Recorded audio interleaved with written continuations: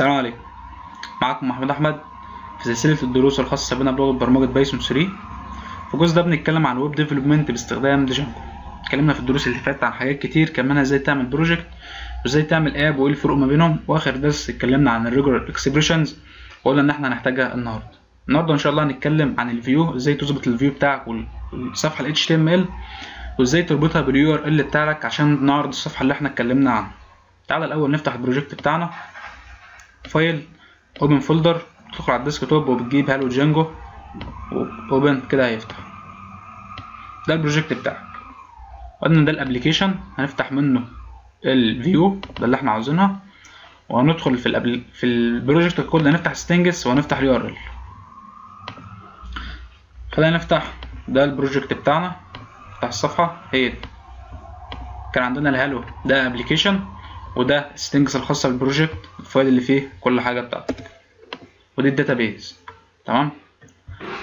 طبعا قلنا قبل كده ان الفيو خاصه ان هي الشغل اللي بيحصل قبل ما بيرجع للكلاينت، يعني دي اخر مرحله قبل ما انت بترجع للكلاينت. العميل اللي طلب منك صفحه معينه بيروح للسيرفر، بيحصل شويه اكشنز، بيروح يجيب الداتابيز وما الى ذلك، بعد كده بيرجع بصفحه دي من الفيو، بيرجع بالصفحه اللي فيها ال HTML وفيها الديزاين بتاعك بالحاجات المعلومات اللي هي موجوده.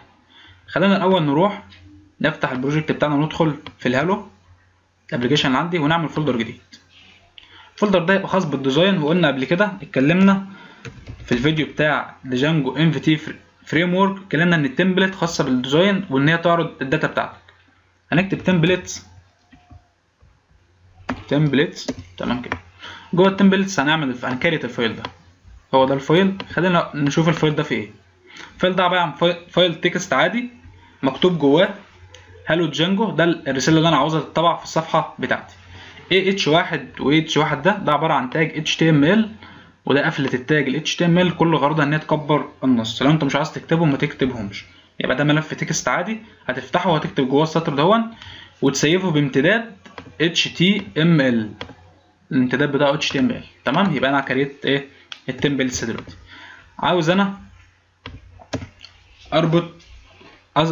اعرض الصفحه ال HTML اللي هنا في الفيو، نعمل داله اسمها هوم دي اللي هي الصفحه بتاعته الرئيسيه اللي هتعرض فيها. الهوم دي بتاخد ايه؟ بتاخد الريكوست اللي جاي من الراجل اللي داخل طالب حاجه من البروجكت بتاعك، يعني ده الكلاينت طلب مثلا صفحه معينه، هو ده الريكوست. هيرجع بايه؟ خلينا الاول نضيف هنا تو ريسبونس عشان يرجع بالطلب ريسبونس. يبقى هنا هيرجع بالرندر تو ريسبونس، وهياخد منك ال HTML الاندكس الصفحه اللي انا كريتها دوت HTML. يبقى هو دلوقتي هيرجع لما حد يطلب ريكوست هيرجع الريسبونس بتاع الصفحه اللي هي ال HTML اللي انا لسه عاملها دلوقتي في التمبلتس اسمها index.html. يبقى انا دلوقتي عملت الفيو. تعالى ندخل في اليو ار ال. اليو ار ال اللي ظهر قدامك ده اللي هو ده اهو، كل الغرض منه انه يظهر لك صفحه الادمن، وطبعا انا مش محتاج الادمن دلوقتي، هنتكلم عليها بس مش دلوقتي، فهنعمل عليها كومنت. تعالى بقى هنا نكتب اليو ار ال اللي احنا عاوزين نكتبه. هتكتب يو ار ال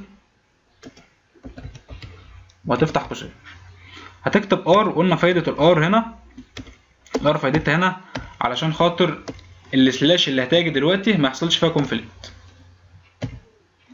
تمام. هتكتب العلامه دي اللي احنا اتكلمنا عنها في الريجولار اكسبريشن، وقلنا كل الفايده منها ان هي بتتشيك على 2 سترينج من اول السترينج، من البيجننج مش من الاند. لو انت ما انتش فاهم الحته دي ارجع للفيديو اللي قبل ده بيتكلم عن الريجولار اكسبريشن.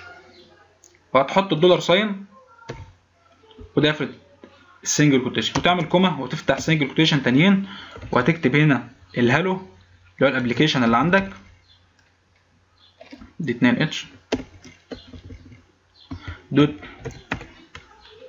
فيو عشان يدخل على الملف اللي هو خاص بانه يعرض الحاجه دوت هوم.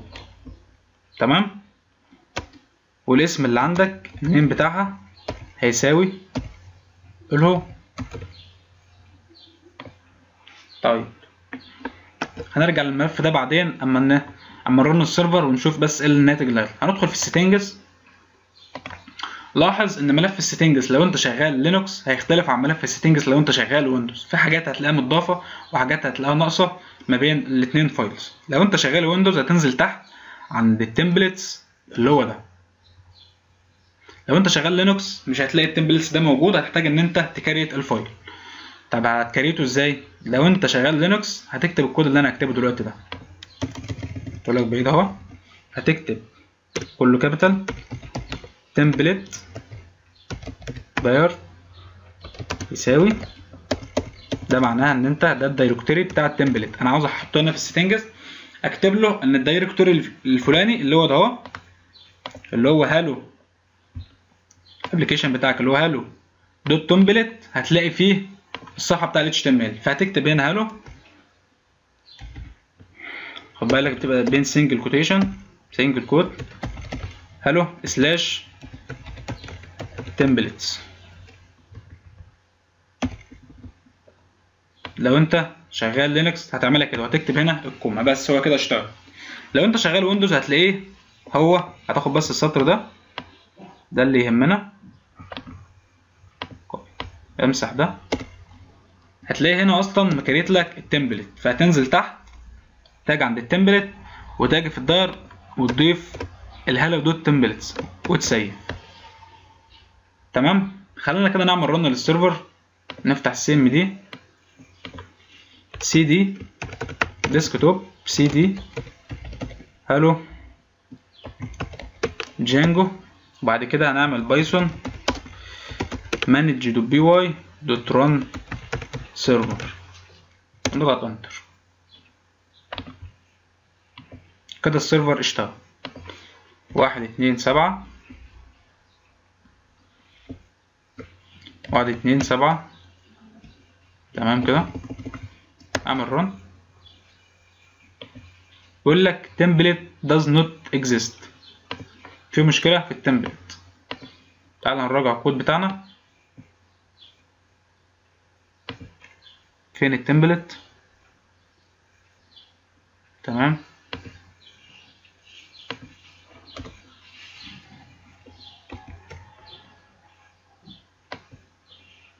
شيل الكومة دي، سيف.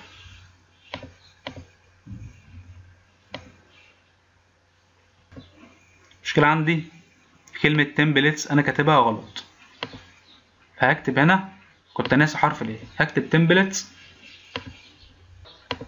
وبعد كده خلينا نفتح الصفحة بتاعتنا 1 2 7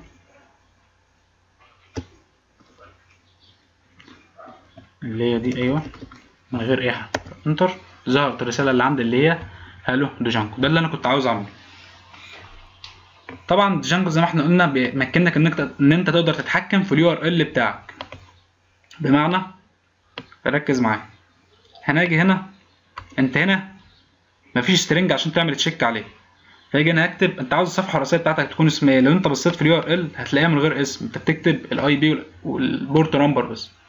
تعالى مثلا في النص هنا نكتب هوم ونسيف.